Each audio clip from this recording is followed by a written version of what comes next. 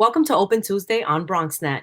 I'm your host, Sonyi Lopez. I'd like to invite you to get social with us at BronxNet TV on Instagram and Twitter, and BronxNet Community Television on Facebook. The Emergency Broadband Benefit is an FCC program meant to help families and households struggling to afford internet service during the COVID-19 pandemic. What are the qualifications? How do you sign up? Here to share this and much more is Paloma Perez, Press Secretary at the Federal Communications Commission. Welcome, Paloma. Thank you so much for joining us today. Thank you so much for having me. Of course. So let's get right into it, right? Can you tell us about the FCC's Emergency Broadband Benefit Program, or the EBB? No problem. As we've seen over the last year, the pandemic has changed how we do life. We have moved everything online for families or individuals over this last year who found themselves in a parking lot trying to get a signal from a local restaurant, or who were lingering outside of a library, trying to get that Wi-Fi signal to do remote learning, or even those who are making tough choices between, do I pay rent or do I pay my internet bill? This is what that program was created to address for those families, those individuals who are struggling. And there's many ways to qualify, and we want to make sure that we get the word out for folks who as they transition back to life as we transition life back to normal, as we say, are still receiving that help to get back on their feet and able to connect online to look for new work, and also just to be able to log on to all the things we depend on the internet for, our connections with friends, and also our connection with businesses and others that are keeping us on our feet right now. Yes, if anything, the COVID-19 pandemic has highlighted the importance of being connected online, and that tech disparity that has really affected our borough here in the Bronx in particular. So let's say someone's listening right now and they want to know more. Who qualifies for the EBB, Paloma? Well, there are several ways to qualify, and I really want to emphasize you only have to meet just one of these criteria. So, first of all, the first way you can qualify is if you already receive, any type of social assistance through Medicaid or SNAP, you would qualify. If you are 135% above the federal poverty level, also is another way you can qualify. In addition, if you have received a Pell Grant in the last year, so if you're a university student and received some help from the federal government to pay for school, you're also one of the qualifiers. If your student or someone in your household is receiving free or reduced lunch, either an individual level or the whole school receives it, you're also can participate in the program. And there's two more. So there's a couple more. And then two more is that if you've lost substantial income over the last year, so as long as you're making under 99,000 for an individual, or as a couple, 198,000, you would qualify, as long as there is some proof of you had a furlough notice, you attempted to apply for unemployment benefits, or you received them. And lastly, if there are any local providers who already have a low income program that you've been participating in the last year or so, or would qualify for, you would also be able to receive a discount off your internet bill if you meet any of those 5 or 6 criteria. Wow, thank you so much for sharing, Paloma. Hopefully, our viewers can qualify through one or the other of those qualifications. And for sure, it's really an expansive program, and it seems like it's inclusive to a lot of families who need it right now. So, why was it important for the FCC to launch this program, especially at this time? Well, I mean, I think as I mentioned before, right, we've seen our lives drastically change online. It's helped keep our small businesses afloat. It's helped our teachers be able to still continue to give instruction to our students.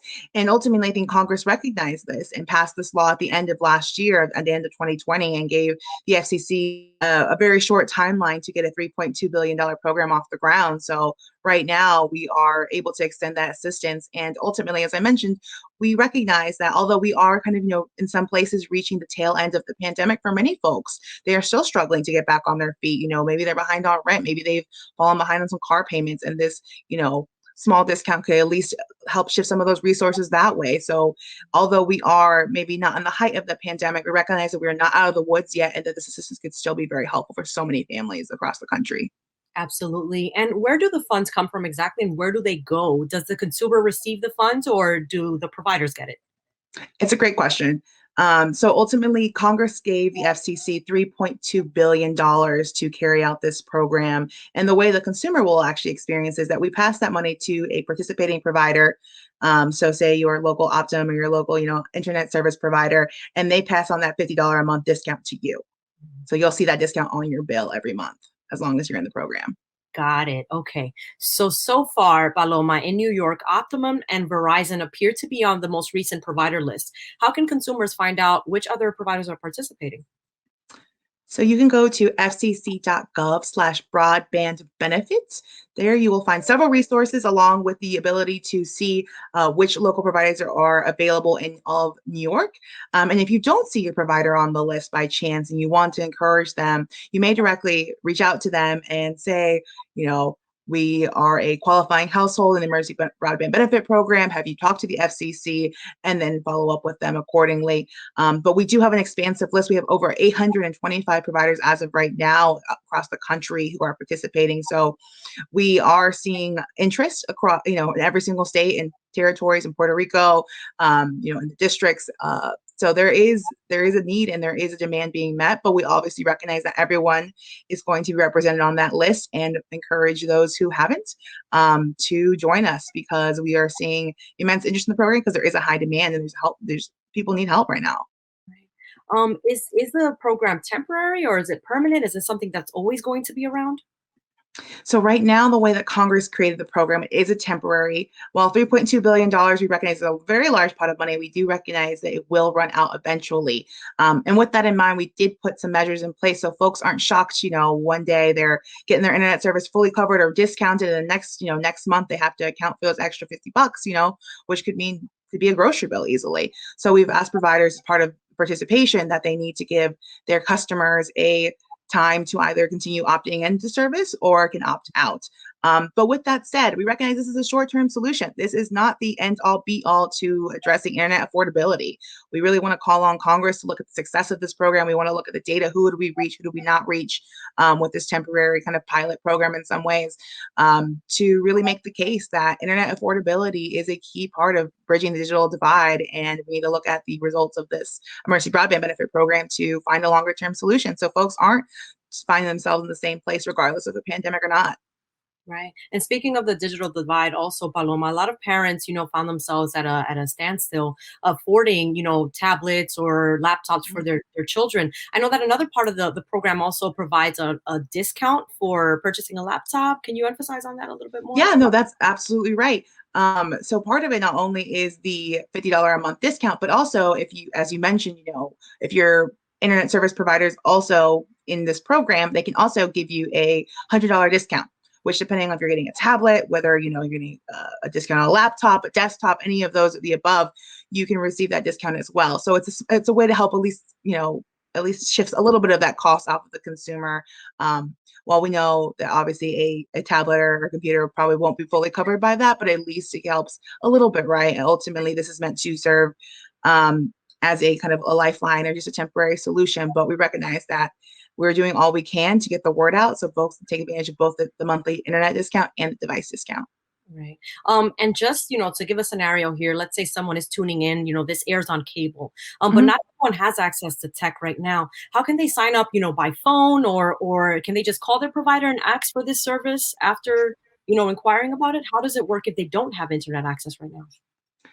That's a great question. It's actually one of the reasons we built in several ways to sign up. So, as you mentioned, the first one, which you can directly contact your provider and ask if they're participating in the Emergency Broadband Benefit Program and directly sign up through them. Secondly, you can visit getemergencybroadband.org, which is a critical resource for folks who want to maybe either fill out the application on their phone, at a library, a friend's laptop, whatever it may be. And if that isn't a good option for them, we've also have a phone number that they can call 1-833 1833. I can give you the full number a little bit later. It's escaping me at the moment, but we have our call center has a full number that you can call, and you have representatives there from 9 a.m. to 9 p.m.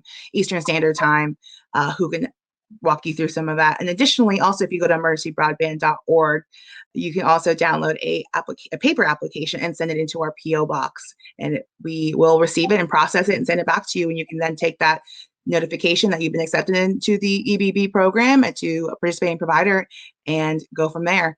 So we've tried to do as much as we can to provide many alternate ways to take advantage of the program, and also been working with our community partners on the ground, the Boys and Girls Clubs, local faith-based organizations who are, have experience with enrolling folks in some of these pandemic relief programs and recognize that not everyone, even those kind of format methods may be tough for some who find the application complicated or maybe have some questions. So we're trying to explore any and all options to make it as accessible for folks to actually bear the benefit of what we're trying to do here. Got it. And as you said, Paloma, there is a chance of the funds running out. So is it right now first come, first serve for consumers to apply for the program? Yes, it is a first come, first serve basis right now. And the big thing that we've been saying over at FCC is that you can't get the discount if you don't sign up. And the sooner you sign up, the longer you can take advantage of the discount. So we are encouraging folks that, set aside some time in a weekend, a weekday, whatever it may be, to fill out the application. For some folks, it may be very quick. It could be less than a 10-minute process. For others who may have to send in some identification or some proof of, unemployment, it may take a little bit longer, but still ultimately that we are processing applications as quickly as we can, and we've seen a really high interest in the program in the last week or so, 2 weeks that we've launched it. I can imagine. I was just going to ask how many people have signed up so far. Do we have any numbers, or here in the Bronx in particular, how many folks have already signed up? Well, we don't have any public numbers quite yet. We're still kind of figuring out where we are, but I know from what I've been told is that we've had at least tens and thousands of folks, and we've seen website volume. I think at least 1 million clicks to our website in the last less than a week or so. So I think that in of itself demonstrates that folks want to learn more. They want to know what's happening. They want to know how they can take advantage, tell friends, family, community members, because they recognize that folks need a little bit of that assistance, that help, whatever they can do to make that monthly budget a little more manageable. Right. And without further ado, Paloma, please share how people can sign up, provide that number that we wanted to provide on screen as well, and the websites for our consumers to sign up. Yes, And of course. So that number is 1-833-511-0311. Once again, the number is 1-833-511-0311. thank you so much, Paloma, for joining us today. And thank you for sharing more information on this important, a benefit program for our community here in the Bronx and for everyone who needs it. No, absolutely. My pleasure. And thank you again for your role in helping us get the word out. It's going to be through partnerships like you that we really have folks take advantage, and hopefully we can change that reality of not seeing those viral photos of kids, trying to catch a Wi-Fi signal outside of a Taco Bell, because that shouldn't be the reality in the United States. And this is what that program is meant to address. Thank you, Paloma. Paloma Perez is the press secretary at the FCC. We'll be right back here on Open BXRX Tuesday.